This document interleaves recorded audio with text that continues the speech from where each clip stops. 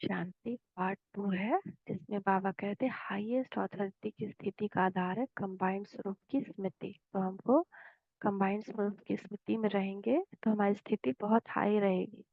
तो दीदी जी से बाबा कह रहे हैं, इस बार ड्रामा अनुसार पुराने से मिलने का पाठ न चाहते भी हो गया। मुहूर्त महारथियों से हुआ, और जो महारथी महारथी बाप और बाप के कोई इशारों को जान सकते हैं, वह और सुनते हुए भी नहीं जान सकते। चाहे कितना भी पब्लिक हो, लेकिन बाप पब्लिक में भी पर्सनल मुलाकात भी करते हैं, लेकिन गुह्यता के रहस्य को समझ नहीं सकेंगे। जैसे वर्षा एक ही समय चारों तरफ पड़ती है, लेकिन अगर धरती योग्य है तो वर्षा पड़ने से माला माल हो जाती है। अगर धरती ही योग्य नहीं तो वर्षा पड़ते हुए भी माला माल नहीं होगी। तो महारथियों को बाप सदैव आदि से लेकर किस नजर से देखते हैं? बच्चे नहीं, लेकिन भाई भाई हैं। बड़े बच्चे भाई के समान हैं। जैसे बाप दाता है, वैसे महारथियों को भी बाप दाता की नजर से देखते हैं। न लेने वाले, लेकिन बाप समान देने वाले हैं। जैसे बाप भाग्य विधाता है, तो महारथियों को भी कौन सी कंपनी अच्छी लगती है? वैसे भी अगर कंपेनियनशिप में एक लंबा एक छोटा हो तो क्या होगा? कार्टून लगेगा ना। तो स्थिति में भी अगर कंपेनियन समान नहीं होते, अर्थात मास्टर सर्वशक्तिमान नहीं बनते, साथ ही सर्वशक्तिमान और वह कमजोर, तो यह भी कार्टून हो गया ना। लंबे और छोटे की जोड़ी हो गई ना। वैसे लौकिक दुनिया में भी अगर साथी दोनों समान नहीं होते, चाहे शरीर के हिसाब से, चाहे नॉलेज के हिसाब से, चाहे लक्षण के हिसाब से, व मर्यादाओं के हिसाब से, तो कभी भी साथी उनको साथ नहीं रखेंगे, किनारे रख देंगे। दुनिया के आगे उनको नहीं लाएंगे। तो बाप भी सदा साथी किसको बनाएंगे? जो समान होंगे। दुनिया के आगे सैंपल किसको रखेंगे? कार्टून को। तो महारथी अर्थात समान साथी। ऐसे साथियों को ही हर कार्य में बाप साथ रखते हैं और ही आगे रखते हैं। अगर कंपेनियन की लाइन लगाकर बाप देखें तो क्या दिखाई देता होगा? कैसी सीन लगती होगी?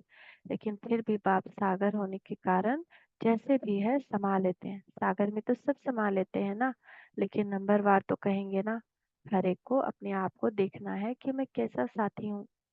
कितनी बार तलाक देते हैं, कितनी बार नाज नखरे करते हैं, कितनी बार रोब दिखाते हैं। सारे दिनचर्या में देखो तो क्या क्या करते हैं। तो निरंतर स्मृति में रखने का साधन है मेरापन भूल जाना। सब कुछ बाप का। यह तन भी आपका नहीं, बाप का है।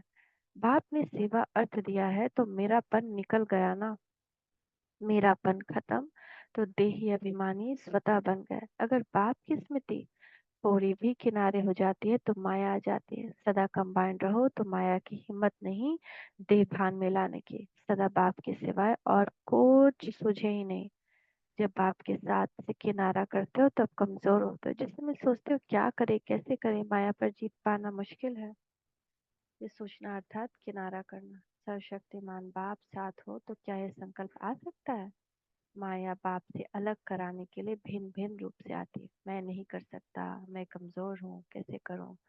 यह कमजोरी के संकल्प माया रावण की सेना के अकासुर बकासुर है। उनसे डरना नहीं, सदैव सोचो मैं हूँ ही विजयी, पहले भी रहा हूँ और अब भी हूँ। इस ड्रामा के अंदर विशेष पाठ बजाने वाली विशेष आत्माएं आप बच्चे हो, क्योंकि सबसे विशेष से विशेष है बाप। और बाप के साथ पाठ बजाने वाली आत्माएं ऑटोमेटिकली विशेष होंगी। दुनिया में भी अगर कोई विशेष आत्माओं के साथ थोड़ा भी समय रहता है तो उनको नशा रहता है। अगर प्राइम मिनिस्टर के साथ थोड़ा समय रहे तो कितना नशा रहता है। वह तो आज है कल नहीं, लेकिन ये कितना ऊंचा, वह भी अविनाशी है, तो कितना नशा रहता है। सदा एक रस नशा। मैं बाप का बाप मेरा। बाप सदा सागर और दाता, तो बच्चे भी सागर और दाता हो।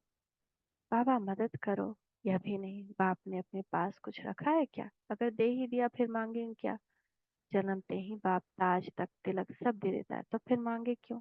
सदैव यह सोचो कि हमारे जैसा खुश नसीब कोई नहीं हुआ, न हुआ है, न होगा, तो सदा झूमते रहेंगे। कर्म योग का फल है सहज योग और खुशी। जो कुछ करता उसका प्रत्यक्ष फल यहाँ ही पदम गुना मिलता है। दुनिया में जो कुछ करते हैं खुशी के लिए, बेहद की अविनाशी खुशी है। मन के खुश रहने से शरीर की व्याधि भी सूली से काटा हो जाती है। ज्यादा सोचना नहीं।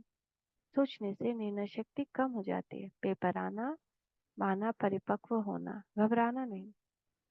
पेपर फाउंडेशन को पक्का करते हैं। फाउंडेशन को कूटते हैं, वह कूटना नहीं लेकिन मजबूत करना है। कितना भी बाहर की हलचल हो लेकिन एक सेकंड में स्टॉप। कितना विस्तार हो एक सेकंड में समेट लो। स्वभाव, संस्कार, संकल्प, संबंध सब एक सेकंड में समेट लो। यह प्रैक्टिस बहुत चाहिए। भूख, प्यास, सर्दी, गर्मी सब कुछ होते हुए संस्कार प्रकट ना हो। स्वभाव भी समय पर धोखा देते हैं, इसलिए स्वभाव, संकल्प, संस्कार सब समेट लो। इसको कहा जाता है समेटने की शक्ति। जैसे प्रैक्टिस सदा कायम रखो, बहुत समय के अभ्यासी होंगे तो पास हो सकेंगे। अच्छा, मीठे मीठे बच्चों को, मीठे मीठे बाप दादा को हम बच्चों का भी याद प्यार गुड मॉर्निंग। नमस्ते बाबा, नमस्ते, शुक्रिया बाबा, शुक्रिया। ओम शांति।